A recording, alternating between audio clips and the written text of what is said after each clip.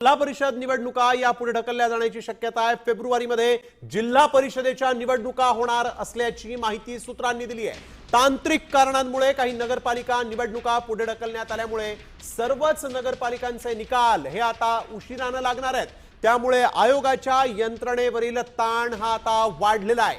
तसंच नगरपालिका निवडणुकांनंतर महापालिका निवडणुका घेण्याची शक्यता असल्याने झेडपी आणि पंचायत समित्यांच्या या निवडणुका फेब्रुवारीमध्ये होण्याची शक्यता वर्तवण्यात येत आहे। आमचे प्रतिनिधी शिवाजी शिंदे आपल्या सोबत यावेळेस जोडले गेलेले आहेत। शिवाजी, आपण बघतोय सगळ्यात मोठी बातमी म्हणावी लागेल, कारण निवडणुका ज्या आहेत त्या थेट फेब्रुवारीमध्ये म्हणजे सुप्रीम कोर्टाने जे निर्देश दिले होते त्याही पेक्षा एक महिना पुढे या निवडणुका होतील अशी शक्यता आहे। काय या संदर्भातली अधिकची माहिती? स्नेहिल, सगळ्यात मोठी बातमी म्हणावी लागेल, गावगाड्यातली जी लोक आहेत ते जिल्हा परिषदेच्या निवडणुकांची वाट बघतायत। त्यांना आशा होती की या जानेवारीच्या आतच म्हणजे 31 डिसेंबरच्या आत किंवा जानेवारीच्या पहिल्या आठवड्यात या निवडणुका होतील, परंतु या ज्या निवडणुका आहेत जिल्हा परिषदेच्या निवडणुका आहेत त्या पुढे ढकलल्या जाणार आहेत अशी सूत्रांची माहिती आहे। आपल्याला माहिती आहे, आरक्षणाच्या प्रश्नामुळे राज्यातील स्थानिक स्वराज्य संस्थांच्या निवडणुका या लांबणीवर पडल्या होत्या। अनेक आरक्षणाचे विषय आहेत। न्यायालयाच्या निर्णयामुळे अनेक ज्या निवडणुका आहेत त्यांचा वरती निवडणूक आयोगाला नव्याने विचार करण्याची वेळ आलेली आहे।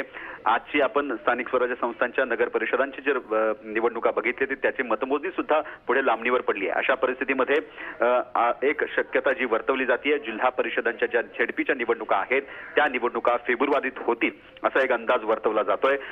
आणि एक माहिती आपल्याकडून सूत्रांकडून मिळतेय की जानेवारीच्या मध्ये 15 तारखेच्या आत महापालिकांच्या ज्या निवडणुका आहेत त्या घेण्याचा विचार निवडणूक आयोगाकडून सुरू आहे। परंतु गावगाड्यातली जी लोक आहेत जी महत्त्वाची झेडपी जिल्हा परिषदेच्या निवडणुका त्यांच्यासाठी महत्त्वाच्या असतात, स्थानिक स्वराज्य संस्थांतली अत्यंत महत्त्वाची अशी जिल्हा परिषदेची निवडणूक असते, ती निवडणूक लांबणीवरती पडल्यामुळे अनेकांचे धाबे दणाणलेले आहेत, अनेकांचा हिरमोड झालेला आहे। सातत्याने निवडणूक आयोगाकडून प्रशासनाकडून जो घोळ होतोय या घोळावर प्रश्नचिन्ह निर्माण झालेले आहे। त्या निवडणुका लांबणीवर पडल्यामुळे याचा साहजिकच परिणाम हा स्थानिक स्वराज्य संस्थांच्या निवडणुकावर पडलाय। बिलकुल, धन्यवाद शिवाजी आपण दिलेल्या सविस्तर माहितीसाठी। तर आपण बघतोय यावेळेस जिल्हा परिषदेच्या निवडणुका ज्या आहेत त्या पुढे ढकलल्या जाण्याची शक्यता आहे।